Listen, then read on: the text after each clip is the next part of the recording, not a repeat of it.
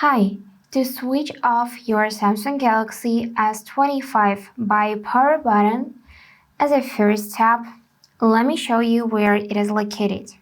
So power key you can find on the right side of the phone right here. And by default, when you long press the power button, it will trigger either Google Assistant or Bixby.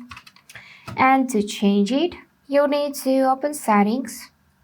Here find Advanced Features tab, choose Side button, and for long press, you will need to switch from your digital assistant to power off menu. And now you just need to hold your power button. So you see this power off menu, then tap power off, and then tap this icon again to turn off the phone with the help of power key. And that's all for today. If this video was helpful, please subscribe, like, and comment. And I wish you all the best. Bye bye.